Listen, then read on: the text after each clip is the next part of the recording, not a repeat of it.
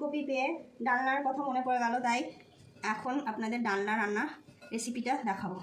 ফুলকপি গোটা গোটা করে কেটে নিলাম, আর আলু গোটা গোটা করে কেটে নিলাম। এগুলো এখন ফ্রাই করে নেব। কটা লঙ্কা, পেঁয়াজ আর আদা একটা পেস্ট বানিয়ে নেব। পোস্ত আর কাজু বাদাম এটা পেস্ট করব। এটা একটু জলে ভিজিয়ে রাখি, এটা পেস্ট করার পর এটা পেস্ট করব। আর লাগবে একটা টমেটোর পেস্ট। তেলের উপরে একটু হলুদ দিয়ে দিলাম যাতে তেলটা না ছিটকায়।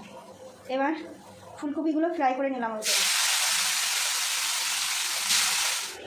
আলুগুলো লাল লাল করে ভেজে নিলাম। জিরের গুঁড়ো, ধনের গুঁড়ো আর লঙ্কার গুঁড়ো আর ওই বাটা মশলাটা দিয়ে কষে নিলাম। গেলে টমেটো বাটাটা দিয়ে দিলাম। এটা একটু কষে নেবো যাতে কাঁচা গন্ধটা চলে যায় টমেটো। এবার পোস্ত আর কাজু বাদাম বাটা দিয়ে দিলাম।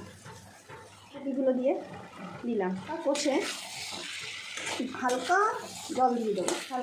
দিলাম, একটু ঢাকা দিয়ে নামিয়ে দেবো। হয়ে গেছে, একটু চিনি দিয়ে নামিয়ে দেবো।